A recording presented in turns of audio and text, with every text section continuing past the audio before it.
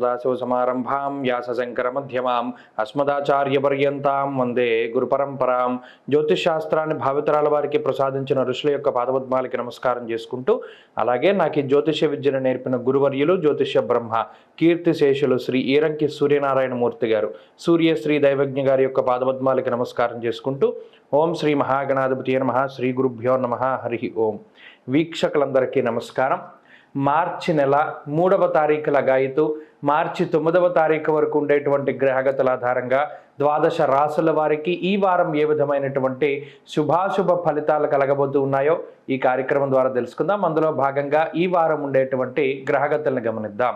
ఈ వారంలో రాహుకేతువులు మీనరాశి యందు అలాగే కన్యారాశి యందు సంచారం చేస్తూ ఉండగా, గురుగ్రహం మేషరాశి యందు అలాగే మకర రాశి యందు కుజగ్రహము, కుంభరాశి యందు రవిగ్రహం, శనేశ్వరుడు, శుక్రుడు సంచారం చేస్తూ ఉండగా బుధుడు మీనరాశిలో సంచారం చేస్తూ ఉన్నారు.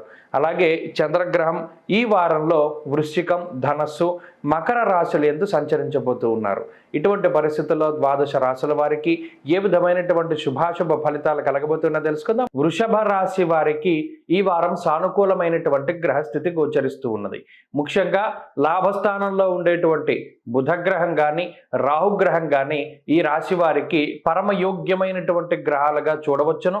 దశమ కేంద్రంలో దిగ్బలయుక్తుడైనటువంటి రవిగ్రహం కూడా ఈ రాశి వారికి చాలా అనుకూలంగా ఉన్నారు. అయితే ఈ గ్రహ సంపత్తి వల్ల ముఖ్యంగా వృత్తి ఉద్యోగాల్లో ఉండేటువంటి ఒడిదుడుకులు వృషభ రాశి వారికి తగ్గుముఖం పడతాయి. ప్రత్యేకించి ఉద్యోగంలో ఏదైనా సమస్యలు ఉంటే అది ప్రభుత్వ ఉద్యోగంలో ఉన్నటువంటి వారికి మరింత ఒత్తిడి ఎక్కువగా ఉన్నటువంటి తరుణంలో ఈ గ్రహస్థితి కొంత ఊరటని కలగజేస్తూ ఉంటుంది.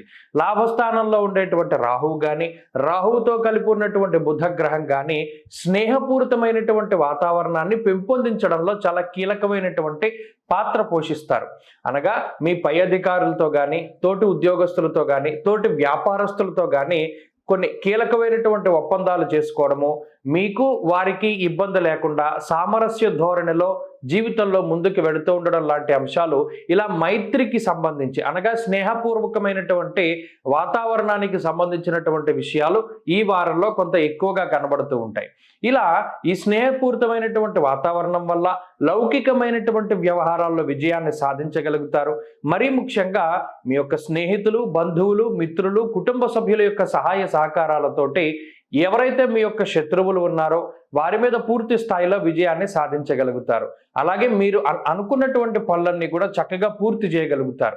కొన్ని పనుల పట్ల మీకు అవగాహన లేకపోయినప్పటికీ ఆ పనుల్లో అవగాహన ఉన్నటువంటి వ్యక్తులు మీకు పరిచయస్తులుగా మారడము లేదా వారు మీకు సహాయం చేయడం లాంటి అంశాలు ఈ వారంలో ప్రత్యేకించి కనబడుతూ ఉన్నాయి. అలాగే గృహము, స్థలము, వాహనాలు, వివాహాది శుభ కార్యక్రమాలు ఇటువంటి వాటికి సంబంధించినటువంటి విషయాలన్నీ ఈ వారంలో చక్కగా ముందుకు వెళ్ళడానికి అవకాశం ఉన్నది. ఇక దశమ కేంద్రంలో రవి శుక్రుల యొక్క సంచారం ఏదైతే ఉన్నదో అది శుభములో వ్యయశ్చేవహ అన్నారు. శుభమూలకంగా ధనాన్ని ఖర్చు పెట్టడానికి కారణమవుతూ ఉన్నది.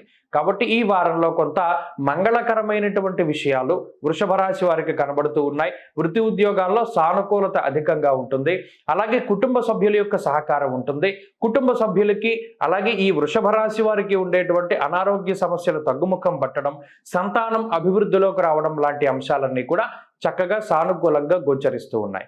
అలాగే రుణ బాధలు తగ్గడానికి చేసేటువంటి ప్రయత్నాలు, వ్యాపారాభివృద్ధికి చేసేటువంటి ప్రయత్నాలు ఇవన్నీ కూడా అనుకూలించడానికి ఈ రాశి వారికి ప్రత్యేకమైనటువంటి అవకాశాలు ఈ వారం రానున్నాయి.